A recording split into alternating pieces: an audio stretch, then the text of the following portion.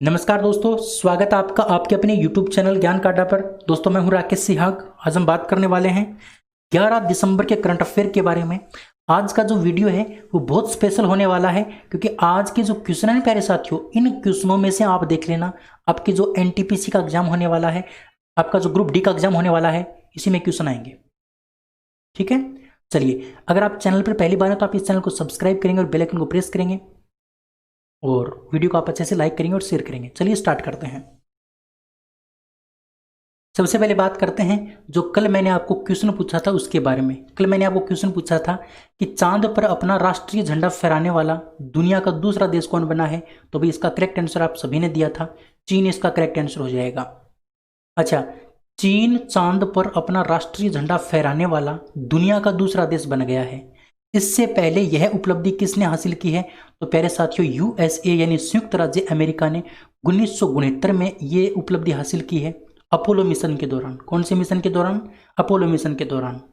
दोस्तों चीन की अगर बात करें तो चीन का कौन सा मिशन है, तो ध्यान रखना, चांग-E5।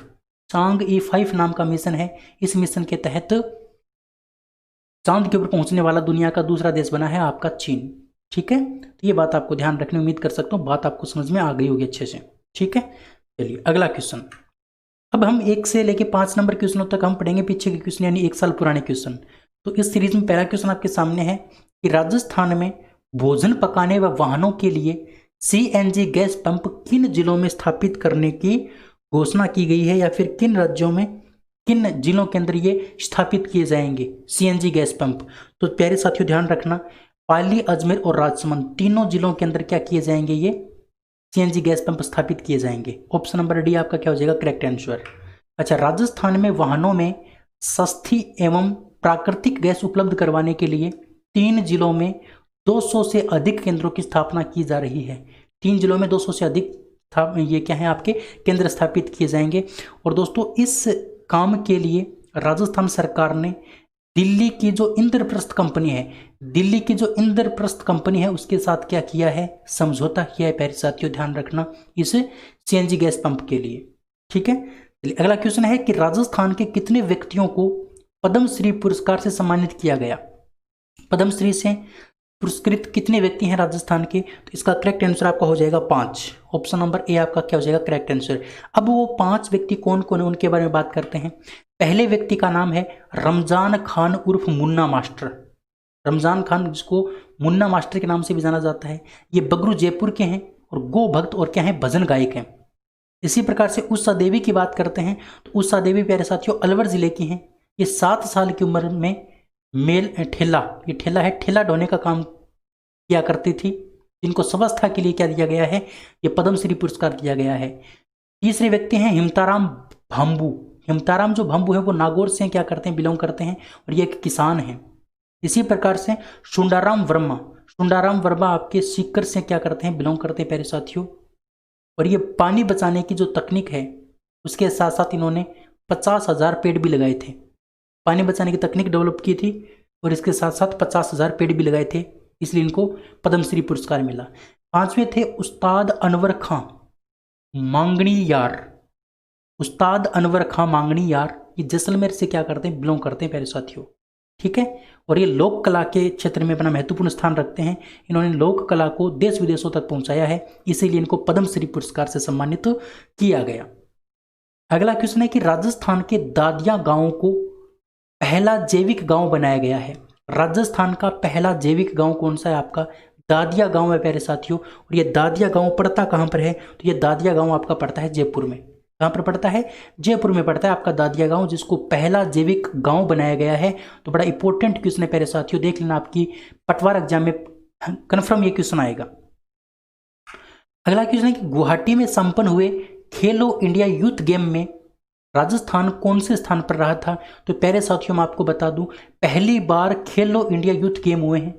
खेलो इंडिया यूथ गेम पहली बार हुए हैं भारत के अंदर। इसमें राजस्थान कौन से स्थान पर रहा था? तो इसमें राजस्थान 11वें स्थान पर रहा था। कौन से स्थान पर रहा था? 11वें स्थान पर। दोस्तों मैं आपको बता दूं, गुवाहाटी में जो खेलो इंडिया यूथ गेम हुए उसमें राजस्थान ने 51 पदकों के साथ 11वां स्थान प्राप्त किया। टोटल कितने पदक जीते? 51 पदक जीते। राजस्थान के खिलाड़ियों में इन्होंने मतलब क्या हुआ, 15 तो गोल्ड मेडल जीते, 24 सिल्वर मेडल जीते और 12 कांस्य पदक इसमें क्या है शामिल थे। टोटल 51 पदक जीते राजस्थान ने। और कौन से पायदान पर रहे? 11वें पायदान पर। चलिए अगला क्वेश्चन है कि राजस्थान के किस स्थान पर प्रचुर मात्रा में पानी का भंडार खोजा गया? राजस्थान के किस स्थान पर प्रचुर मात्रा में पानी का भंडार खोजा गया है? तो प्यारे साथियों उस जगह का नाम है माडपुरा बरवाला, जो बाड़मेर में पड़ता है। माडपुरा बरवाला जो बाड़मेर में पड़ता है, यहाँ पर प्रचुर मात्रा में पानी के भंडार खोजे गए हैं। तो पानी की किल्लत आपको पता है राजस्थान में बहुत ज़्यादा रहती है, लेकिन इस बाड़मेर के माडपुरा बरवाला क्षेत्र में पानी के बहुत प्रचुर मात्रा में भंडार मिले हैं। तो ये आपके एग्जाम की दृष्टि से इंपॉर्टेंट क्वेश्चन हो जाता है। ठीक है, चलिए अब हम बात करते हैं आज के पहले क्वेश्चन की। आज का पहला क्वेश्चन आपके सामने है कि हाल ही में राजस्थान के पोखरण फील्ड फायरिंग रेंज में अर्जुन मारक A1A टैंक का सफल परीक्षण किया गया। पोखरण किस जिले में स्थित है? आप सभी को पता है पोखरण कहाँ पर पड़ता है, जैसलमेर में पड़ता है। दोस्तों जैसलमेर पोखरण में अर्जुन मारक 1A टैंक का सफल परीक्षण किया गया है। हाल ही में, बड़ा इंपॉर्टेंट क्वेश्चन है, ध्यान रखना दोस्तों। हाल ही में पोखरण फील्ड फायरिंग रेंज में अर्जुन टैंक के अपग्रेड वर्जन का सफल परीक्षण किया गया। भी जो अर्जुन टैंक है वो बहुत साल से चला रहा है, पिछले 16-17 साल से भारतीय सेना के अंदर काम कर रहा है, लेकिन समय समय पर इसके क्या है अपग्रेड वर्जन आते रहते हैं। तो अब एक अपग्रेड वर्जन का मतलब परीक्षण किया गया है पोखरण के अंदर। ठीक है दोस्तों, भारतीय सेना और DRDO की ओर से भारत में निर्मित अर्जुन मारक A1A का सफल परीक्षण किया गया। भारतीय सेना और DRDO ने इसको बनाया। ठीक है, वर्ष 2004 में अर्जुन टैंक को भारतीय सेना के बेड़े में शामिल किया गया था। तो ये भी बड़ी इंपॉर्टेंट बात है, अर्जुन टैंक को 2004 में भारतीय सेना में शामिल किया गया था। उसके बाद इसमें समय समय पर कई सुधार किए गए हैं, कई वर्जन इसके तैयार किए गए हैं। यहाँ पर हम बात DRDO की आई है क्योंकि इस अर्जुन मारक 1A टैंक को DRDO और भारतीय सेना ने बनाया। तो मैं आपको DRDO के बारे में बातें बता देता हूँ। DRDO की फुल फॉर्म है defence research development organisation. Defence research development organisation, इसकी स्थापना 1958 में की गई प्यारे साथियों। मुख्यालय आपका नई दिल्ली के अंदर है और इसके जो निदेशक हैं वो हैं G सतीश रेड्डी। इसके अध्यक्ष कौन है? G सतीश रेड्डी। ठीक है, तो ये बात भी आप ध्यान रखेंगे। और दोस्तों ये रक्षा मंत्री के रक्षा सलाहकार भी होते हैं। ये क्या है? रक्षा सलाहकार। रक्षा मंत्री के रक्षा सलाहकार भी कौन है? G सतीश रेड्डी हैं। ये बात भी आप ध्यान रखेंगे। चलिए अगला क्वेश्चन है कि हाल ही में राजस्थान के किस जिले द्वारा ज्ञान धारा अभियान चलाया गया? ज्ञान धारा अभियान किस जिले के द्वारा चलाया गया? तो भाई इसका करेक्ट आंसर आपका हो जाएगा नागौर। किसके द्वारा चलाया गया? नागौर के द्वारा। अच्छा, ज्ञान धारा क्या है इसके बारे में बात कर लेते हैं। देखिए, नागौर जिले में वंचित सरकारी स्कूलों को विद्युत कनेक्शन से जोड़ने के लिए चलाए जा रहे अभियान उजास के बाद ज्ञान धारा अभियान भी चलाया जाएगा। दोस्तों आपको पता है नागौर भी बहुत सारे ऐसे स्कूल होते हैं हर जगह जिसके अंदर विद्युत नहीं मिलती है उनको। तो नागौर के अंदर जिन स्कूलों के पास विद्युत कनेक्शन नहीं है, बिजली का कनेक्शन नहीं है, उनके लिए एक अभियान चलाया जा रहा है जिसका नाम है उजास। अब उजास के साथ साथ ज्ञान धारा अभियान भी चलाया जाएगा। अब ये ज्ञान धारा अभियान किसके लिए चलाया जाएगा? जो स्कूल भूमि विहीन है, यानी जिनके पास भूमि नहीं है, उनके लिए ज्ञान धारा अभियान चलाया जाएगा। और एक उजास नाम का जो अभियान है, ये जिनके पास बिजली का कनेक्शन नहीं है उनके लिए पहले से चलाया जा रहा है नागौर के अंदर। तो 2 क्वेश्चन मैंने आपको इस क्वेश्चन में कवर करवा दिए। अगला क्वेश्चन है कि हाल ही में राजस्थान के Chambal fertilisers and chemicals limited को पर्यावरण संरक्षण में राष्ट्रीय स्तर पर प्रथम पुरस्कार से सम्मानित किया गया। यह कहाँ स्थित है? तो प्यारे साथियों, Chambal fertilisers and chemicals limited की अगर बात करते हैं तो यह आपका पड़ता है कोटा में। कहाँ पर पड़ता है? कोटा में पड़ता है। इस Chambal fertilisers and chemicals limited को पर्यावरण संरक्षण के क्षेत्र में राष्ट्रीय स्तर पर क्या मिला है? आपका प्रथम पुरस्कार मिला है। दोस्तों बात करते हैं, इससे पहले 2010, 11, 12, 14, 15, 16, 17 और 18 में भी प्रथम पुरस्कार से सम्मानित किया जा चुका है।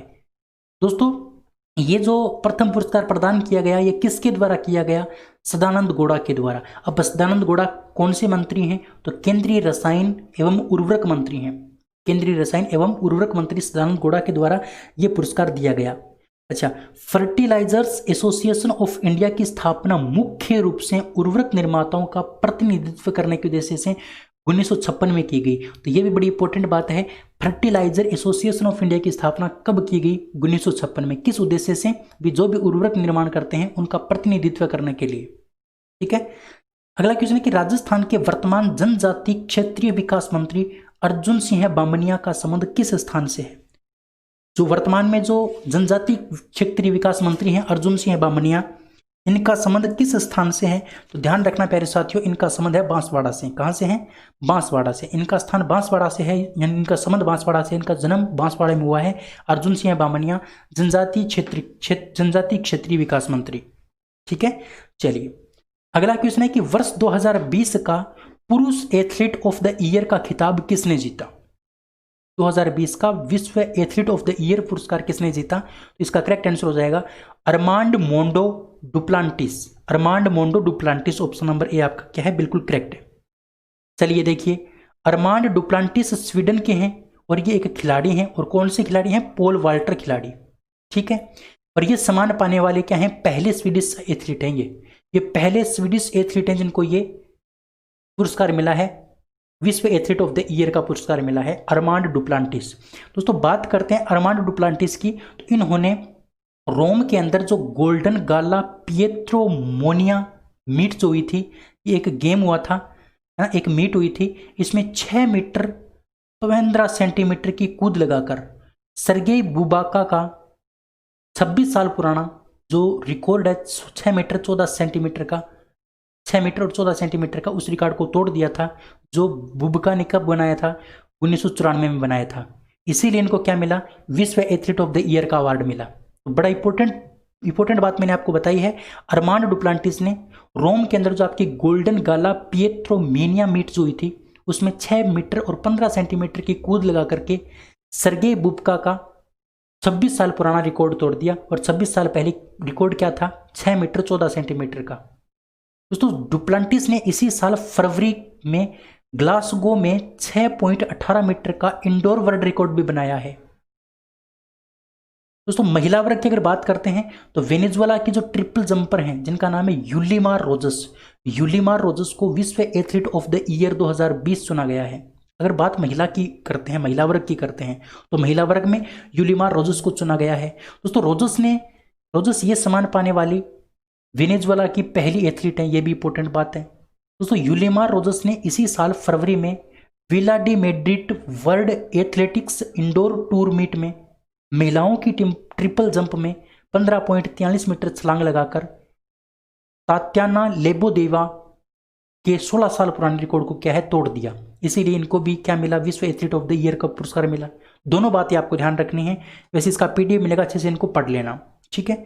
अगला क्वेश्चन कि आरबीआई ने हाल ही में निम्नलिखित में से किस बैंक का लाइसेंस रद्द कर दिया है? तो आरबीआई ने किसका लाइसेंस रद्द किया है? तो भी साथियों ध्यान रखना, कराड़ जनता सहकारी बैंक लिमिटेड, कराड़ जनता सहकारी बैंक लिमिटेड का जो लाइसेंस है वो किसने रद्द कर दिया? आरबीआई ने। इससे पहले दोस्तों आरबीआई ने महाराष्ट्र का जो मनता अर्बन कोऑपरेटिव बैंक है उसके ऊपर भी 6 माह का प्रतिबंध लगाया। ये भी मैंने कुछ दिन पहले आपको क्वेश्चन पढ़ाया था। यहाँ पर हम बात करते हैं आरबीआई की। आरबीआई की बात आपको ध्यान रखनी है। इसकी स्थापना 1 अप्रैल 1935 को की गई थी। इसका हेडक्वार्टर मुंबई के अंदर है। गवर्नर वर्तमान में कौन है? शक्तिकांत दास हैं। दोस्तों उप गवर्नर्स कौन कौन हैं? तो M Rajeshwar Rao, M D Patra, M K Jain और बीपी कानूनगो, ये इसके क्या हैं? उप गवर्नर्स हैं। इनका जो मोटो है वो आपको ध्यान रखना है। इसका न्यू मोटो क्या है? Cash is king but digital is divine. Cash is king but digital is divine, ये इसका मोटो है। चलिए, किस संस्था ने भारतीय राष्ट्रीय निवेश संवर्धन एजेंसी इन्वेस्ट इंडिया को निवेश प्रोत्साहन पुरस्कार 2020 से सम्मानित किया है? इन्वेस्ट इंडिया को निवेश प्रोत्साहन पुरस्कार 2020 से सम्मानित किस भारतीय संस्था ने किया है? उस संस्था का नाम आपको बताना है।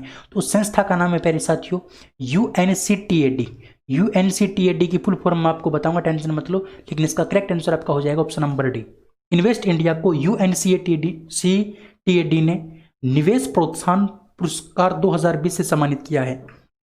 चलिए, इन्वेस्ट इंडिया वाणिज्य और उद्योग मंत्रालय के अधीन एक गैर लाभकारी उपक्रम है। इन्वेस्ट इंडिया किसके अंतर्गत आता है? तो वाणिज्य और उद्योग मंत्रालय के अधीन आता है। एक तो इंपॉर्टेंट बात यह है।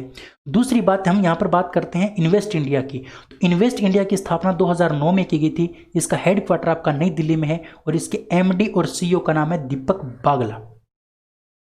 दूसरी बात, यूएनसीटीएडी की फुल फॉर्म, तो यू से यूनाइटेड, एन से नेशंस, सी से conference on trade and development. ठीक है, याद रहेगा अच्छे से, ये इसकी फुल फॉर्म ध्यान रखनी है। United Nations conference on trade and development, इसकी स्थापना आपकी 30 दिसंबर 1964 को की गई थी। हेडक्वार्टर जिनेवा में है। मुख्य महासचिव का नाम है मुखिसा किटयू। ठीक है, ये बातें आपको ध्यान रखनी है।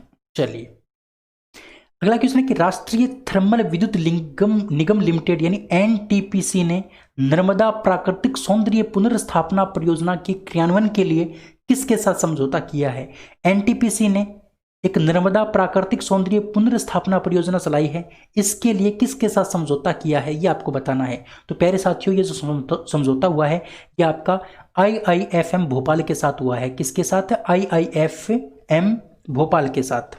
ठीक है, ऑप्शन नंबर आपका बी करेक्ट हो जाएगा। हम यहां पर बात करते हैं तो एनटीपीसी ने इस परियोजना के लिए एक तो IIFM भोपाल के साथ किया है साझेदारी या इसके साथ समझौता किया है। इसके साथ साथ एनटीपीसी ने United states agency for international development यानी यूसैड के साथ भी एनटीपीसी ने क्या किया है? समझौता किया है इसी परियोजना के लिए। और एनटीपीसी ने यूसैड के साथ साथ IIFM भोपाल के साथ भी किया है। और दोस्तों IIFM भोपाल ने सियोल में स्थित ग्लोबल ग्रीन ग्रोथ इंस्टीट्यूट के साथ क्या किया है? संयुक्त रूप से इस परियोजना को लागू करेगा। देखिए 2-3 बातें इसमें ध्यान रखनी है। देखिए एनटीपीसी ने एक तो इसके साथ समझौता कर लिया, एक एनटीपीसी ने किसके साथ समझौता कर लिया? इसके साथ समझौता कर लिया यानी यूसैड के साथ। फिर बात आई इस IIFM भोपाल की, तो इसने अकेले ने ये काम नहीं किया, इसने भी एक और कंपनी के साथ साझेदारी कर ली। उस कंपनी का नाम है ग्लोबल ग्रीन ग्रोथ इंस्टीट्यूट जो आपकी सियोल में स्थित है। यहाँ पर एनटीपीसी की बात करते हैं तो national thermal power corporation limited, NTPC की फुल फॉर्म। स्थापना आपकी नवंबर 1975 में की गई थी। हेडक्वार्टर नई दिल्ली में है और इसके CMD का नाम है गुरदीप सिंह है। ये कुछ बातें आपको ध्यान रखनी है। चलिए, हाल ही में किस भारतीय क्रिकेटर ने क्रिकेट के सभी प्रारूपों से संन्यास लेने की घोषणा की है? तो ध्यान रखना है प्यारे साथियों, पार्थिव पटेल आपका करेक्ट आंसर हो जाएगा, जो गुजरात से क्या करते हैं? बिलोंग करते हैं। ठीक है, हाँ। अगला क्वेश्चन है कि फोर्ब्स की 17वीं वार्षिक 100 पावरफुल वुमेन लिस्ट 2020 में केंद्रीय मंत्री या केंद्रीय वित्त मंत्री निर्मला सीतारमण को कौन सा स्थान प्राप्त हुआ है? जो केंद्रीय वित्त मंत्री हैं वर्तमान में भारत की, निर्मला सीतारमण, उनको 100 पावरफुल वुमेन लिस्ट में कौन सा स्थान प्राप्त हुआ है? तो प्यारे साथियों आपको ध्यान रखना है 41वां स्थान प्राप्त हुआ है। कौन सा स्थान प्राप्त हुआ है? 41वां स्थान प्राप्त हुआ है फोर्ब्स की इस सूची में निर्मला सीतारमण को। अच्छा, क्वेश्चन के बारे में कुछ जानकारी प्राप्त कर लेते हैं। इस सूची में रोशनी नादर मल्होत्रा जो HCL की CEO हैं, इनको 55वां स्थान मिला है। किरण मजूमदार शो जो बायोकॉन की क्या है? CMD हैं, इनको 68वां स्थान मिला है। और दोस्तों लैंडमार्क समूह की जो प्रमुख है जिनका नाम है रेणुका जगतियानी, इनको 98वां स्थान मिला है। तो ये भारत से 3 और ध्यान रखने आपको, भारत से 3 नाम और ध्यान रखने हैं। एक आपका हो गया वित्त मंत्री निर्मला सीतारमण, 4 व्यक्ति आपको ध्यान रखने हैं राजस्थान मतलब भारत से। उसके बाद जर्मनी की जो चांसलर हैं जिनका नाम है अंजेला मर्केल, वो 10वें साल भी प्रथम स्थान पर हैं। वो लगातार 10वें साल भी कौन से स्थान पर हैं? प्रथम स्थान पर, ध्यान रखना। इस सूची में दूसरे स्थान पर आपकी जेसिंडा अर्डन है। जेसिंडा अर्डन जो हैं वो न्यूजीलैंड की PM हैं, ये आपके दूसरे स्थान पर हैं। और दोस्तों कमला हैरिस कौन से स्थान पर हैं? तीसरे स्थान पर। इस सूची में बांग्लादेश की जो प्रधानमंत्री शेख हसीना हैं वो 39 नंबर पर हैं। ये कुछ नंबर्स हैं जो ध्यान रखने आपको, जो आपके एग्जाम के पॉइंट ऑफ व्यू से इंपॉर्टेंट बन सकते हैं। ठीक है, मैं मेरी तरफ से पूरी कोशिश करूंगा आपका पूरा डाटा दूं, कम समय में ज़्यादा डाटा दूं, अच्छे से आप पढ़ पाओ, क्योंकि आजकल आपको पता ही है कंपटीशन कितने हाई लेवल का हो गया है, कौन सा भी डाटा कहीं से भी पूछ सकते हैं। इसलिए मैं कोशिश करूंगा आपको बहुत अच्छे से बहुत अच्छा कंटेंट देने की। यहाँ पर हम फोर्ब्स की बात करते हैं तो इसकी स्थापना 1917 में की गई थी। इसका हेडक्वार्टर न्यू जर्सी में है। इसके एडिटर इन चीफ कौन है? तो स्टीव फोर्ब्स, ध्यान रखना। इसका नोट के बारे में एक इंपॉर्टेंट ध्यान रखनी है, ये जो फोर्ब्स की जो मैगजीन आती है वो एक साल में कितने बार आती है? 8 बार प्रकाशित होती है। ये बड़ी इंपॉर्टेंट बात है। फोर्ब्स जो मैगजीन है वो एक साल में कितने बार प्रकाशित होती है? तो 8 बार प्रकाशित होती है। चलिए अगला क्वेश्चन है कि हाल ही में केंद्रीय शिक्षा मंत्रालय ने स्कूली छात्रों के लिए नई बैग पॉलिसी जारी की है। इसके तहत कक्षा 1 से 10वीं तक के छात्रों के स्कूल बैग का भार कितना होना चाहिए? 1 से लेकर 10वीं तक के जो छात्र हैं उनके स्कूल का बैग का भार कितना होना चाहिए नई बैग पॉलिसी के अनुसार? तो प्यारे साथियों, छात्र के कुल वजन का 10% भार किसके अंदर होना चाहिए? उसके बैग के अंदर होना चाहिए। ऑप्शन नंबर बी आपका क्या हो जाएगा? करेक्ट। चलिए इस क्वेश्चन के बारे में कुछ बात करते हैं। किसी भी छात्र के लिए बैग का कुल वजन 5 किलो से अधिक नहीं होना चाहिए। 5 किलो से अधिक वजन बैग का नहीं होना चाहिए।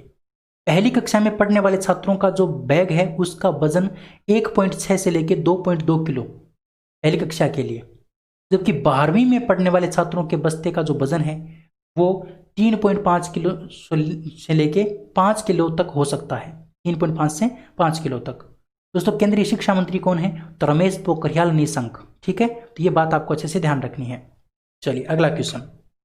अंतर्राष्ट्रीय ओलंपिक समिति IOC ने पेरिस में 2024 में होने वाले खेलों में किस खेल को पहली बार आधिकारिक तौर पर ओलंपिक खेल का दर्जा दिया है? पहली बार किस खेल को ओलंपिक खेल का दर्जा दिया है, ये ध्यान आपको रखना है। पेरिस के अंदर 2024 में जो आपके ओलंपिक खेल होंगे उसमें अंतर्राष्ट्रीय ओलंपिक समिति ने आपके किसको आधिकारिक तौर पर ओलंपिक खेल का दर्जा दिया है? तो ध्यान रखना प्यारे साथियों, ब्रेक डांस। किसको? ब्रेक डांस को। ऑप्शन नंबर सी आपका करेक्ट आंसर हो जाएगा।